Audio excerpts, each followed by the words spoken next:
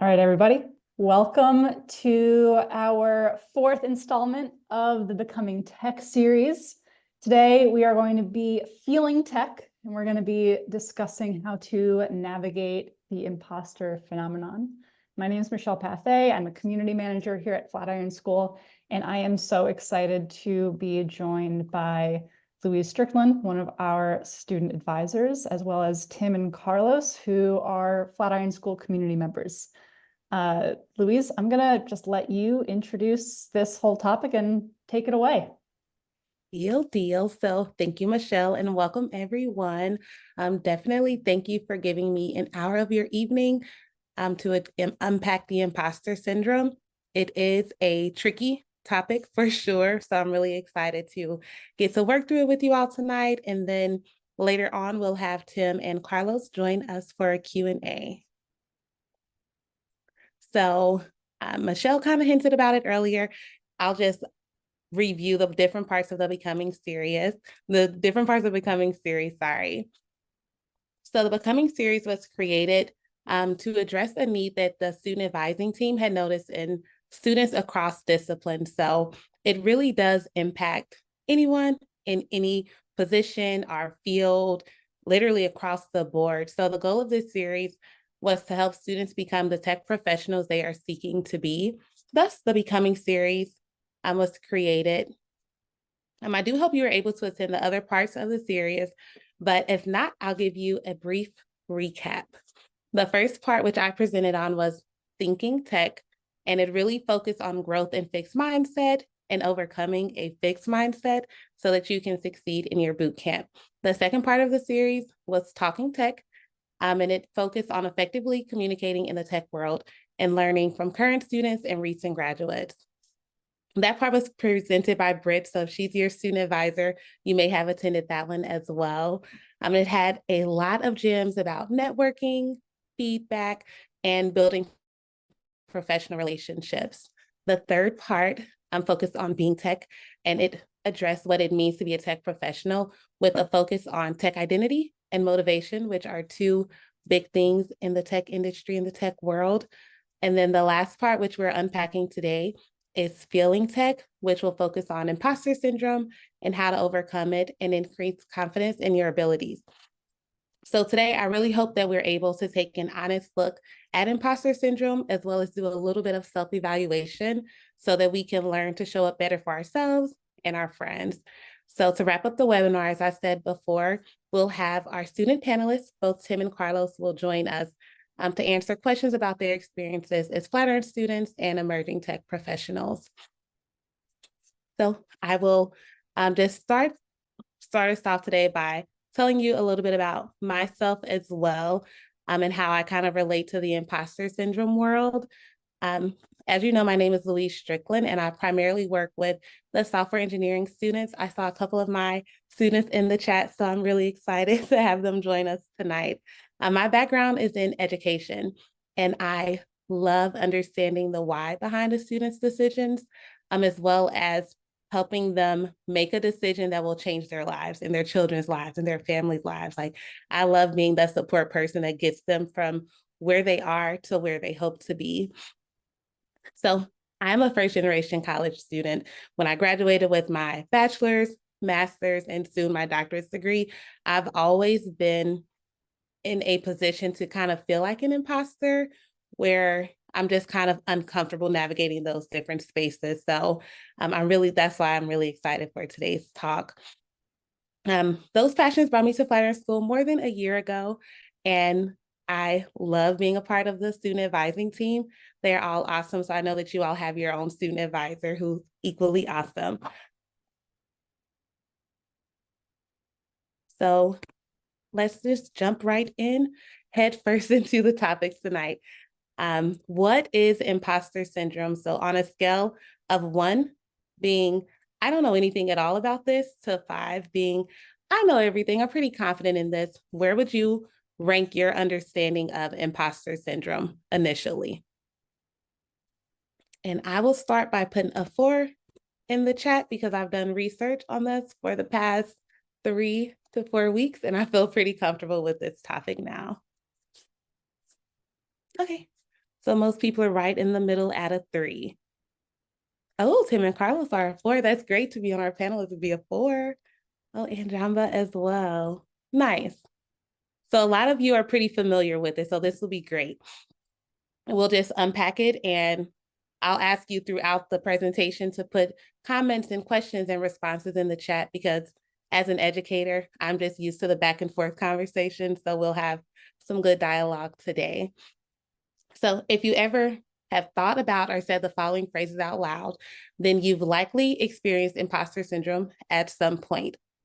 First, I'm a fake. I don't deserve to be here. Or I hope they don't find out that I'm not a software engineer, an expert, a great coder, or insert thing. If you've ever felt those things or said those things, then you probably have experienced some imposter syndrome. So imposter syndrome is experiencing repeated feelings or thoughts that you're incompetent or just not good enough, despite evidence to the contrary. Imposter syndrome lives on the idea that your successes are a result of luck and not based on your own work ethic, intellect, or abilities. It's the feeling of discomfort for thinking you barely made it. So one example that I've had personally with my students is like the idea, like a student will say, oh, I passed phase 1 by the skin of my teeth. Maybe my instructor was having a good day and they just let me make it. And it really is them just kind of downplaying their intellect and their abilities and not allowing their successes to be attributed to their work ethic and all the time that they've put into their studies. So imposter syndrome really thrives on fear, fear of being found out, fear of being exposed as a fraud, or fear of someone knowing the real you. This fear is most challenging thing to overcome because it feels like protection. It can feel like you're protecting yourself from others knowing that you aren't as good as they think you are. So when I was researching and preparing for today's webinar, I found a statistic by 2 researchers that claim to be the founders of the imposter syndrome that made imposter syndrome seem very real and personal for me. So the researchers believe that 70% of adults experience imposter syndrome at some point, which is I was like, wow, that's a lot. Like 70%, that's a ton. So I'm thinking about, I like math. So I'm like, wow, if I'm in a room with 10 people, 7 of them have felt this way. So 3 are like the oddball out. So if you are in a cohort with 10 people, 7 of them are likely to have felt imposter syndrome. So to make it even more complex, it was also found that imposter syndrome is most prevalent in women and ethnic minorities, and is typically experienced by hard workers, high achievers, and perfectionists because they're most likely to feel like frauds. So while I was researching and looking at these numbers, it made me kind of feel like I was watching a TV ad that talks about signs and symptoms, and they all kind of relate to you. So for me, it would be like, are you always hungry? Never want to work out? Love ice cream? Always tired? And I'm like, how did you know? That describes me perfectly. So when I was reading the statistics, I felt that exact same way, like, wait, I'm a woman, I'm an ethnic minority. I am often described as a hard worker, high achiever, perfectionist. Like those are not abnormal characteristics for me. So it felt like they were like looking in my business a little. So like they were a little bit in my business, which I'm not too upset about. So today's topic definitely requires some honesty. So I'll start by sharing a few of the times that I felt like an imposter personally. Most recently, as some of you may know, I completed my doctor's degree in education. Back to the higher achiever characteristic, definitely Louise Strickland. So I completed my doctor's degree in education, and in most of my classes, I was the youngest person by at least a decade, not telling my age or theirs, but by at least a decade. Oh, thanks, Eleanor. And then I was the only African-American person in most of my classes. So I definitely felt the feelings of being like the oddball out, or maybe I don't deserve to be here. No one here even looks remotely close to me, or has, like, we weren't even born in the same decade. Like we are maybe I don't deserve to be in this room. So I would overdo everything, all of my assignments, presentations, peer feedback, you name it. And I was losing sleep to complete it to make sure that it was the best version of work that I could submit.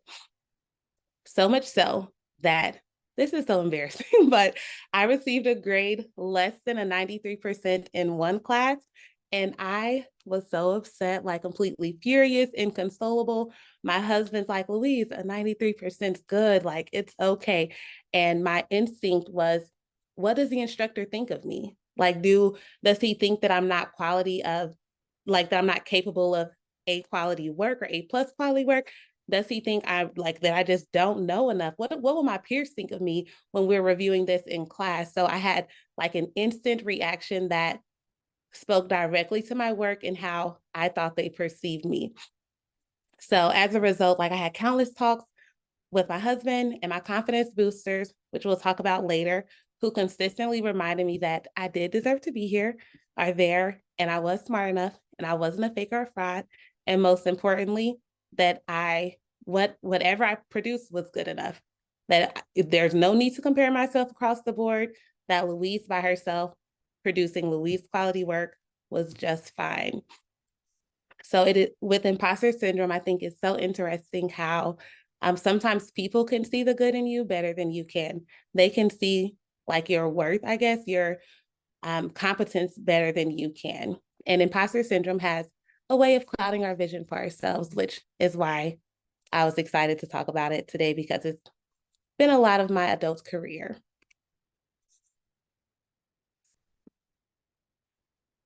Okay, so with imposter syndrome impacting so many adults, these signs will help you identify when you or a friend are experiencing imposter syndrome or imposter phenomenon. As I mentioned in the previous slide, the first and most important sign is afraid of being outed as a fraud. So this sign is the most important to me personally because it's intrinsic and can often be overlooked by those around you. With this sign, it's really important to be honest with yourself about how you're feeling, especially in such a rigorous boot camp like ours, and when you're entering the tech world. It's okay to put words to your feelings and say you're feeling like a fraud or a pretender or like you're not good enough to be here. I've advised hundreds of students in the software engineering program, and I have conversations about imposter syndrome weekly. Just this week alone, I can think of 3 conversations that I've already had with students who were just feeling that doubt and uncertainty. So many students feel like they don't deserve to be here, and they trick their instructor and peers into believing their capabilities. But rest assured, you didn't trick anyone here. We know who you are. We believe in your intellect, and we know that you're capable of learning everything you need to be successful in the tech world. The second sign is feeling unworthy of success. When someone is experiencing imposter syndrome, they are likely to excuse their success away because they don't feel worthy of it. This is a sign that you can be aware of for people around you as well, so that when you hear someone excusing their success away, it can trigger you to affirm their abilities and remind them that they do deserve it.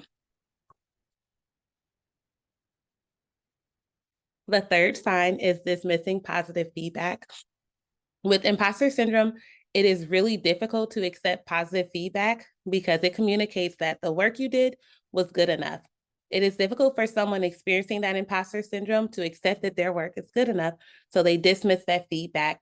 And for me personally, and what I've heard students say, it's like, oh yeah, my instructor may have complimented this part, but what they didn't know is I struggled in this part. So they really put the focus on what they could have done better.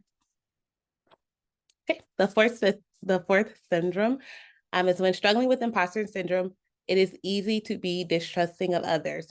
And of course, if you had to guess why, I hope that you would pick that trusting others would mean giving them a chance to find out that you're a fraud. So not letting someone in so that they won't be disappointed with with the real you, the you that you think isn't good enough. And then the fifth syndrome, which we discussed on the previous slide, imposter syndrome forces you to blame accomplishments on luck. It's like dismissing positive feedback because it forces you to think, feel, or believe that you're good enough and that you have accomplishments earned on your intellect work ethic, and commitment. It's so much easier to say, oh, that was just luck, like lucky guess. I just chose the right answer on the test, as opposed to admitting that you studied all night, coded every day for the last 2 weeks to make sure that you would succeed on any given assessment. So with this syndrome, if it's just luck and you fail, then it's no big deal. But if you work hard and you don't succeed, then it would speak to your intellect and your capabilities. So lastly, one difficult sign to recognize is over preparing. With imposter syndrome, it is easy to feel like you have to over prepare in order to be good enough and hide that you're a fraud. This sign is difficult for me because I am an over preparer and I do it often, and I really do it for the most part to make sure that my colleagues and my peers know that I'm on top of it, that I can do my job, that I can do it well, and that I'm willing to sacrifice to make sure that I do a good job. So with this symptom, it is near and dear to my heart, but it is a sign of imposter syndrome nonetheless. Okay. So exploring imposter syndrome is very heavy and very complex. And as I was preparing, I realized like, oh goodness, Louise, you got a difficult topic. So I wanted to build in natural pauses to give everyone just a moment to reflect and put in the chat a few things. So the following symptoms, if you are feeling honest and would like to share, which is one that you've struggled with in the past. So I'll read them off. Crediting luck or other reasons for your success. Fear of being seen as a failure, feeling that overworking is the only way to meet expectations, feeling unworthy of attention or affection, downplaying accomplishments, and holding back from reaching attainable goals. For me, I'll start.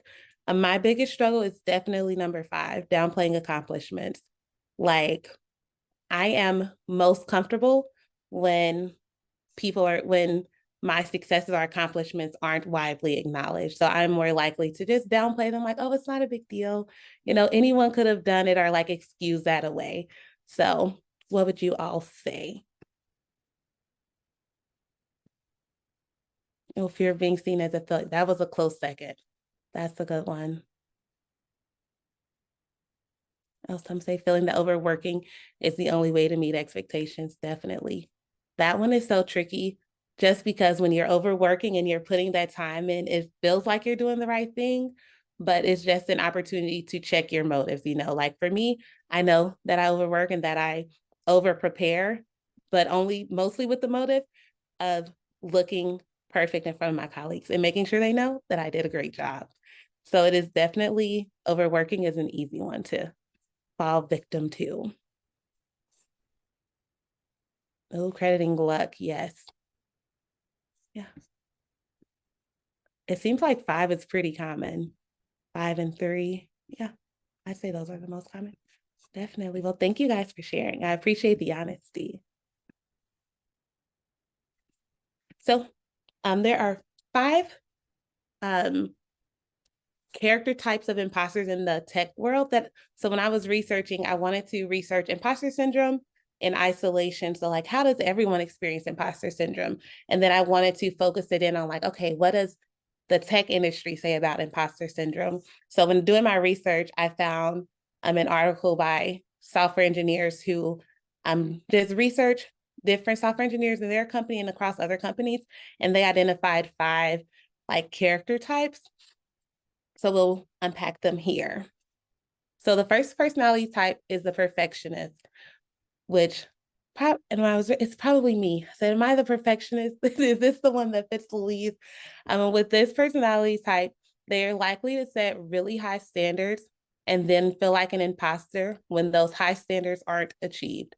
So this type of imposter wants everything to be perfect, and they're willing to sacrifice time, happiness, and other things to make sure that everything is perfect. So the second personality type is the natural genius. This imposter type is commonly at the top of the class in high school and is known to be the brightest student, best grades, valedictorian, that's the best student in high school. So they struggle when they're surrounded by people of equal intellect or intelligence.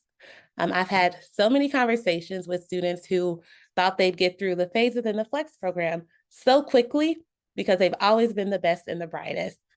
I've had countless conversations where students are like, okay, you think it will take me 40 weeks? I can do it in 13. I can do it in 15. Like, no way I'm taking more than 20 weeks to complete my boot camp. And they're like, you don't understand, Louise. Like, I was the best. I was the best of the best in high school. I've never struggled academically. So they come in with those thoughts, which are fine. But as we all know, the boot camp can be challenging. And there are definite parts where students are needing intervention and needing to reach out to their tech coach or their instructor to get help. So when this personality type runs into something challenging, they are often baffled and left doubting their abilities because they weren't expecting the challenge. So the challenge just blindsided them and caught them by surprise because they're used to being in environments that they're the natural genius. They're just naturally bright at. Okay. The third imposter type is the rugged individualist. This person they're used to solving problems alone and working in silo or in isolation. The difficulty with this imposter type is they don't feel good enough when they have to ask for help, although we all know asking for help is perfectly normal and expected. But because they're so used to working alone, they're not comfortable like admitting that they need outside help or admitting that they don't know something, so they should ask for help. The fourth imposter personality type is the expert. This person only likes to enter a situation when they're an expert. They're used to being the most knowledgeable on a given topic because they've done the background work to be that person before they even enter the situation. However, they most commonly feel like an imposter when they aren't the expert in a group. And for software engineer students, I'll see this personality type when a student wants to only learn one of the languages. So if you do JavaScript, React, Python, and when they're doing their SQL Alchemy Flask, they may say, oh, JavaScript's okay, but can I only focus on Python? Or like, can I skip ahead to do Python because that's what I've already been wanting to know and what I've already been studying. So this person, they're more comfortable in an environment where they're already the expert. So the fifth imposter syndrome personality type is the superhero. The superhero is most comfortable with outworking those around them to prove their worth and belongingness. This imposter type is the perfect example of hardworking overachiever. Just as we discussed in the beginning of today's webinar, they just want to be viewed as someone with that hardworking commitment, and like they're just willing to do whatever to make sure that they belong and to make sure that others know their worth. So in the chat, if you would put which of these you struggled with in the past or which one you'd identify the most with.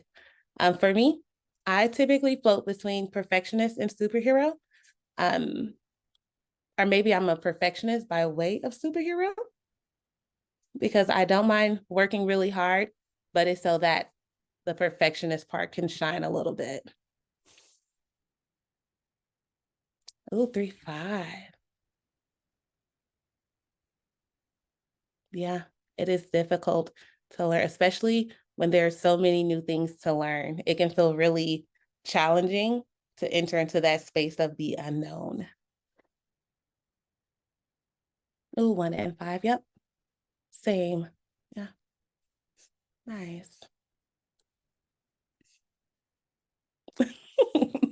I love a good board game, but I am very much so the person that will look at the rules ahead of time to make sure that I have one up just to make sure. I love it, Michelle. You don't want to invite me to a game night. I love a good game night. Are you like the play by the rules? We have to stick to the rules every time. I just I freeze up if I don't. I mean, I just freeze up if I'm like trying to learn how to play the game and I have a fear of like playing the wrong card or like you know, making a mistake and then feeling stupid because Yeah, I didn't get it. it's the pressure. Oh my gosh, I get it. Very embarrassing. Oh, very good deal. Oh, there we go. So, of course, there are certain times when someone is more likely to feel like an imposter, and culture and environment contribute to the likelihood of that feeling. So, I wanted to kind of dig into like what are the options to feel like an imposter? When do we have that feeling? So, a few places one can feel like an imposter are first at home, when they feel unprepared for the responsibility of anything parenting, marriage, caring for elderly relatives, whatever the responsibility is. Second is at school when they are fearful of looking clueless or not knowing enough. Third, at work, of course, it's common to feel like an imposter there, just because of the pressures of knowing and performing and being good and work ethic and all of those things. So the main point about when you may feel like an imposter is that most people feel like an imposter when their worth is tied to knowledge or performance. So you may only feel good enough when you're outworking and are outperforming the expectation. So imposter syndrome is very common in the tech industry, like I was saying before, and it's really just due to the culture of the industry. For many of the reasons that we discussed before, and for many that you all may know already, there are a few factors that directly contribute to the increased chances of experiencing imposter syndrome in the tech world, and we'll unpack a few below.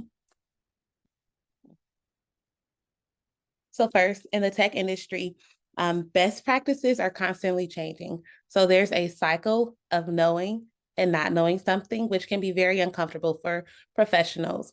So ultimately, the tech industry is one that has just a culture of continuous learning, which can make some people feel like an imposter because there is likely to be a chance where you don't know something or where you need to learn something. Second, in the tech industry, learning can happen in chunks and not incrementally. So some software engineering experts believe that learning incrementally can boost confidence, whereas learning in chunks can be intimidating. So for example, as you know, I'm with the software engineering students. Phase 3 is learning Python, which can feel like a giant skill set to learn when it's not broken down into chunks.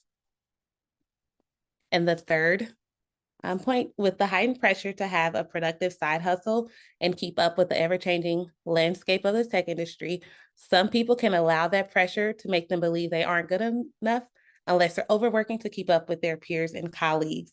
In the tech world, it is not uncommon for, people to post a lot on their social medias and on their different platforms to promote the different things that they're doing. So if you are not doing those things, you can believe that you're not doing enough. Fourth, and perhaps one of the most impactful components of imposter syndrome in the tech industry, is the idea that the industry can be lonely when learning. So some people can feel isolated when they're in the learning process out of fear of not looking like a tech professional. So I've had some of my students who are struggling with a concept, but they don't want to put it in Discord that they're struggling because they don't want their peers to know that they're struggling, and they don't want their instructor to know that they are not understanding something. So imposter syndrome can make someone feel very lonely when they're learning in isolation and not reaching out to their community. So one tip that software engineering instructor Eleanor Kelman, who I think is awesome, offers to students is that they can recognize that even though imposter syndrome can be scary, it isn't a reality and is something common and normal. She goes on to say that it can be really easy to get stuck in the mental rut of, I'm the only one here and capable of this. So she tries to remind students that everyone feels like an imposter sometimes, and there are things that we can do to help mitigate it. She also encourages students to speak to us, advisors and instructors, as we've all gone through it before and probably still go through it. So imposter syndrome can be very difficult to explain and ask for help because it is such an internal battle. It is your feelings telling you telling your mind what you're capable of. It's your feelings telling your mind what you can and cannot do, and communicating your worth or that you're not good enough. So now that we have an understanding of imposter syndrome, we'll pivot to discuss how to overcome it, how to build confidence, and then of course our student panelists. So there are several ways to help overcome imposter syndrome, and a few that I can personally vouch for. These are things to keep in your toolkit for when you or someone you know may feel like an imposter or giving you signs or vibes that they are struggling in this area. So first, acknowledge the feeling, unpack it, and create healthy habits to move forward. Don't try to avoid it or excuse it away. Just deal with it head on, address it straightforward, and move on from it. Second, identify triggers. Ask yourself what's creating this imposter feeling and why. For me, I feel most like an imposter on presentation days. For my program, we meet on campus once per week, each course, and have deliverables, which were usually like long presentations or other opportunities to show what we've learned and to engage with our peers. I would put an unreal amount of just internal pressure on myself just to be perfect, to make sure my colleagues and instructors knew that I did the work, that I am worthy of an A, and that I'm just on top of it. So identifying those moments are what led to me feeling like an imposter allowed me to approach presentation days differently. Third, remind yourself of your abilities and accomplishments. You're amazing at some things, and it's okay to celebrate those things. If you give yourself permission to brag about it, it will feel more natural. So fourth, build community, especially one that supports you and will call out the best in you. Shameless plug, your Flatiron community is a great place to start. My best friend and I, we have a code word for when we're feeling like an imposter and need a safe space to boost our confidence. So we'll text it to each other and know exactly what it means, of course, and then create a space for that person to brag and like recount their history of accomplishments so that they can drown out that feeling of being an imposter. And then the fifth point, practice accepting positive feedback. Sometimes it's easier to excuse our successes, but I encourage you to respond to positive feedback with a simple thank you, as opposed to evidence of shortcomings. It's the difference between, oh, wow, thank you for your feedback, and I appreciate it, but what I really need to improve on is coding quicker, or doing this thing, or doing that thing. It is really easy for us to, deflect that feedback and focus on what we need to improve on as opposed to just accepting it. Comparison is almost always going to result in feelings of inadequacy for one of the parties. So one of the other tips is definitely avoid comparing yourself to others. Like, it is not useful for you or for the other party. So it is better to focus on your own journey, on your own successes, on your own areas to improve in. And lastly, practice leaving your comfort zone and expect good things to come. And even if they don't, it doesn't say anything about your competence, your adequacies, your skills, your intellect. And then, of course, a bonus one, because I'm a student advisor, meet with your advisor and let them know how you're feeling. Let them know what you're struggling with, that you're feeling not so good in certain areas, and allow us the opportunity to help you work through it. We're able to talk you through the feeling, the moment, whatever is causing it, and provide insight into how you can overcome it for your specific situation. So I'll quickly go over this part so that we can get to the Q&A with our two guests. Changing careers can definitely be a difficult thing to navigate because it comes with not knowing enough, not feeling comfortable in your new role, feeling unsure about performance, and just having to learn a new culture and environment. But we know that a lot of our students, when they enter our boot camp, it is with the hopes of securing a new career in an unfamiliar culture. So it can definitely impact your confidence. So we want to be sensitive to that. And if you're ever having those feelings of just the nervousness of entering the tech world and changing careers, definitely let your student advisor know, and we are happy to unpack that with you. And then, of course, ways to build confidence. Practice, practice, practice. Practice makes progress, not perfection.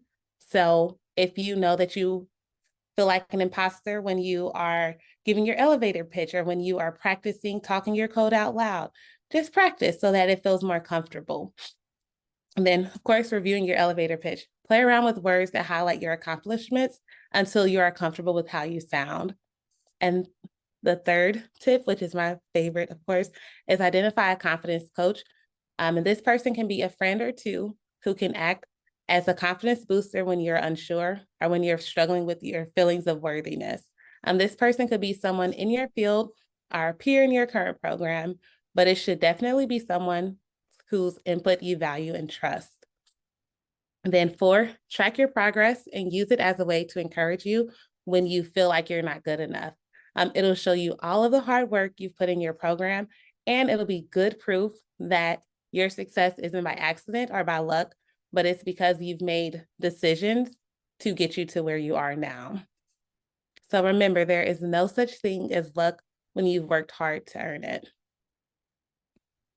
Okay, and then the part that I've been waiting for, we'll kind of shift our focus to the student panelist Q&A.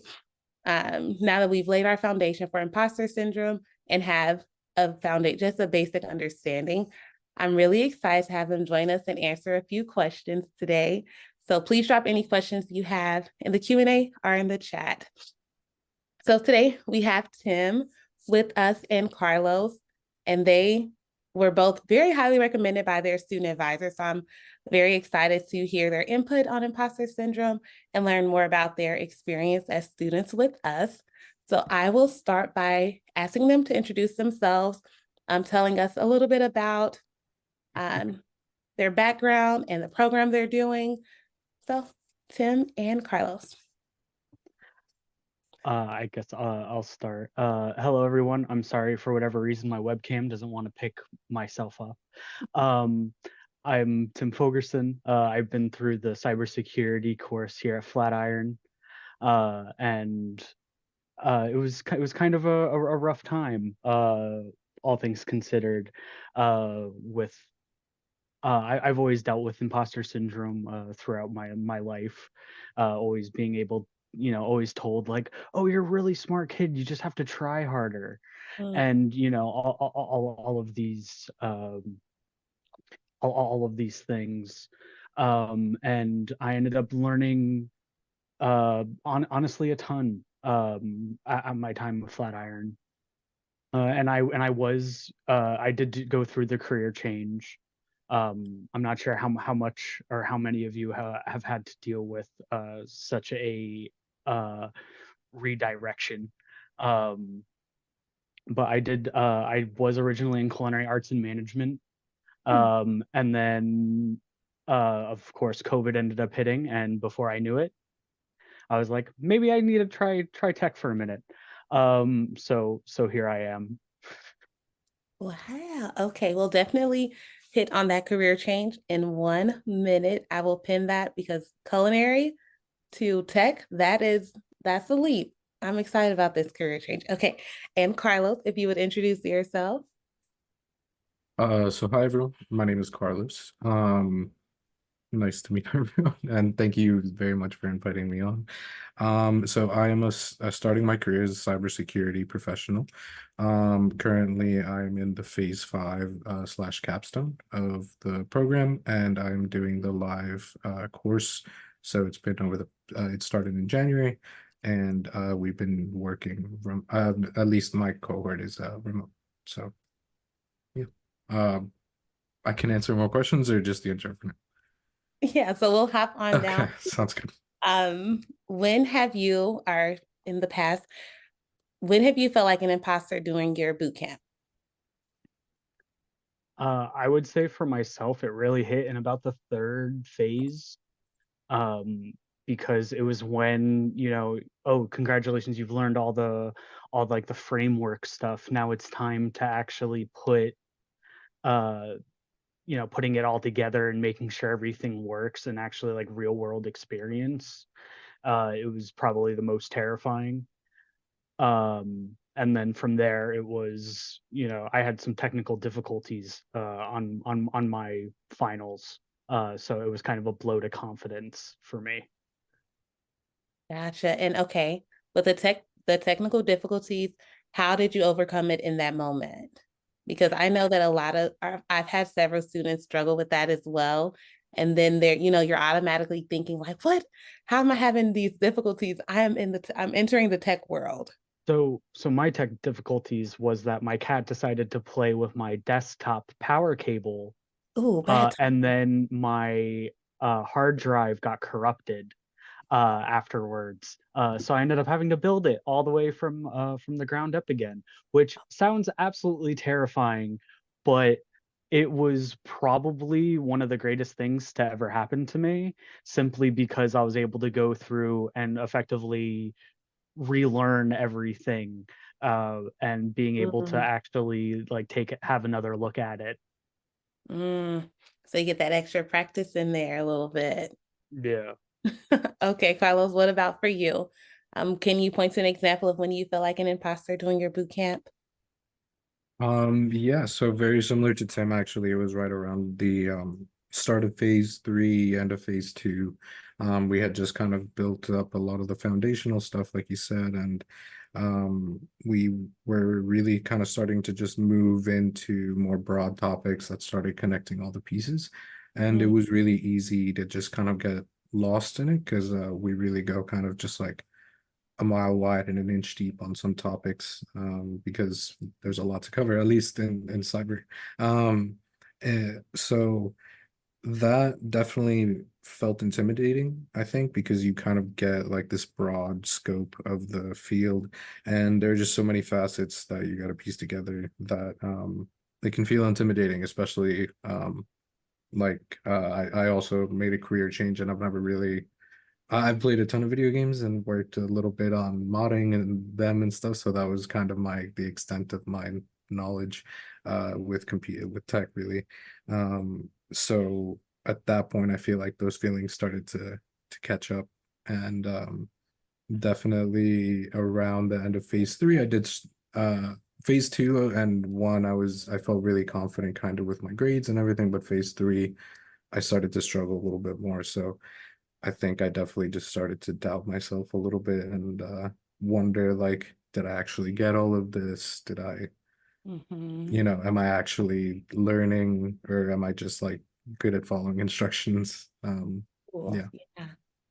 That is challenging. Okay. And when would you, since both of you had those feelings in about your phase 3, when would you say you had your aha moment like, oh, I do understand this. Like, this makes sense to me.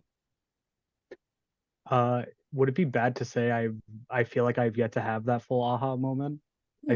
I feel like it's come in pieces. Hmm. Um, but definitely like end of phase 5 Okay. was when it really like ended up like launching itself home of like, oh yeah, I made it this far. Like obviously I was doing something right. I'm obviously understanding, the basics. Hmm. And so that's kind of my main thing was like, oh, now I finally, you know, got my ducks in a row, for lack of a better word. Gotcha. So, okay. And what about you, Carlos? So I also, I feel like how do I put this? I feel like imposter syndrome is something you get to like mitigate, if that makes sense. So like it is always going to be somewhat present. Like it's always going to be a little bit there, at least if you I like what Tim said earlier before we started, actually, of how it just shows that you know enough, that you know that there's much more to know. Mhm. And so that's something that, for me at least, was coming to terms with that, in the sense of like, I don't in this moment right now need to know everything. I need to be able to apply everything that I can know, and know like kind of where to start looking for things. Um, but yeah, I can go more into detail of like how I feel like I overcame some of these feelings, but similar to Tim. I think it was maybe a few weeks after we started phase 3 that I was able to kind of like bring myself back a little bit and say like, okay, wait, I gotta understand what I know, and we're gonna have assessments and we're gonna keep moving. And so I can't just like get hung up on not feeling like I should be there or something. And just focus on the material. Yeah, that's a very good tip because it can, or from what I've heard from my students, it can be very difficult to like not sitting those feelings because they of course hinder you from making the progress that you could be making. So it is definitely important to shift your focus. Like, okay, you're feeling that way. You may not be feeling good enough or like you're learning enough, but you're here and you have steps that you need to take. You know, keep putting one foot in front of the other and it will make sense, which is what I usually tell students. Like, it can be overwhelming now, but give it some time and it will make sense. You know, like trust the curriculum, trust yourself to learn something new, and it will start feeling better. So, okay, we talked a little bit about career changes. Oh, wait. Russ says he's right there with you, Tim and Carlos.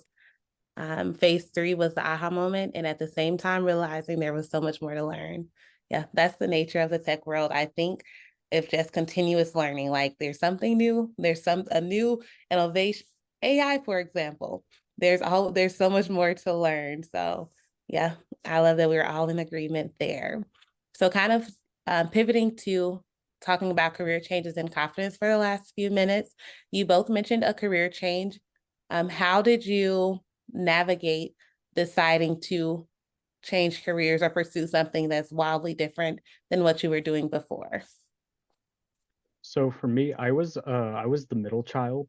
So I was always the one that people would end up coming to talk to for literally any issue that they ever had.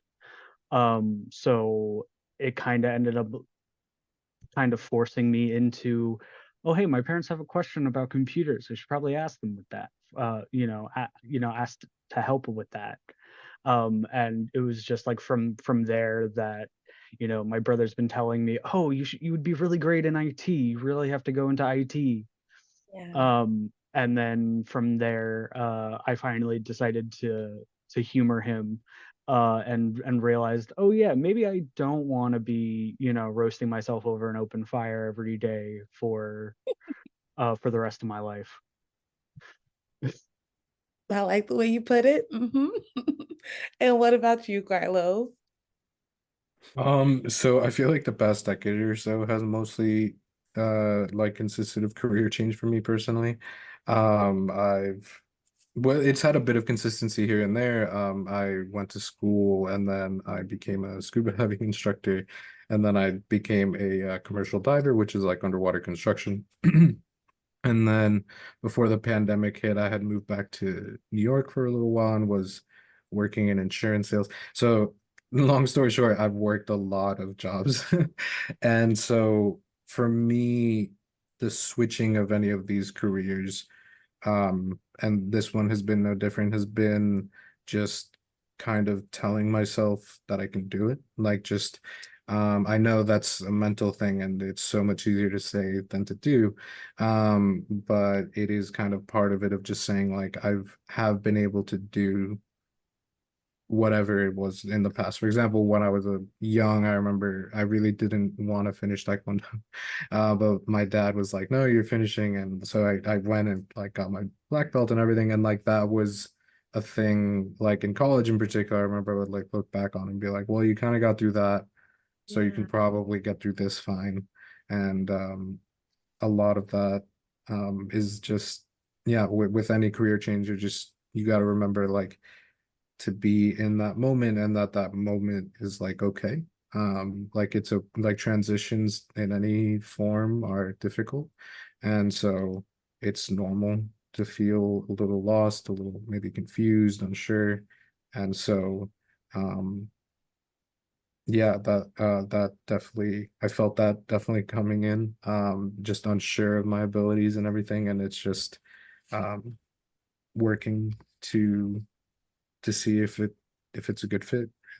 Um, yeah. No, I think you hit on a great point.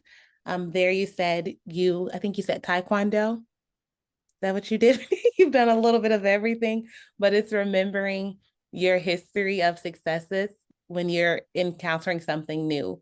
So it's like, oh, I've done this before. I've done something uncomfortable, learned it, and succeeded. And it's kind of the same idea with you, Tim, of being like the go-to person. And in your family, it's like, oh, you know how to answer random questions and help them understand it. So it's not abnormal to succeed in that way. So I think you both hit on some very important things about building confidence in unknown areas, especially when navigating a career change. Michelle is putting some links in the chat. Definitely view those. But also as we wrap up, I wanted to, oh no, one final question as we wrap up. I don't know. Okay, we're already getting an answer. Sorry. I will ask both Tim and Carlos to share their LinkedIn profiles, Discord, however to contact them in the chat so that people who are watching can reach out to them with questions, network a little bit. I did see a few other people saying they were in the restaurant industry. So it might be a great opportunity to discuss career changes and just build a network there. Definitely review those links in the chat that Michelle put there. But as we wrap up, I definitely want to thank everyone for attending this evening. Definitely thank you to both Tim and Carlos for having on the panel, spending some time with me tonight and answering questions and just being honest and open about their experience with their boot camp, as well as their confidence in career changing. It is definitely impactful to hear how students are navigating these different topics. So thank you both for joining me tonight. And as we close, I will remind you to complete the survey that Michelle put in the chat and let us know of things we can do better, or if there are certain topics you'd like us to chat about or things that you'd like to hear from the student advising, our community teams, definitely let us know. And I hope you guys have a great evening. Michelle, I don't know if you have any other housekeeping things. No, you did the thing. Okay, perfect. Well, thanks, guys. And I hope you have a great evening. Awesome. Thanks so much, everyone. This was so great. We'll see you at the next one. Yeah. Thank you. Have a good night, everyone. Thank you for having me. Bye, y'all. Bye, Tim. Bye, Carlos. Thank you both.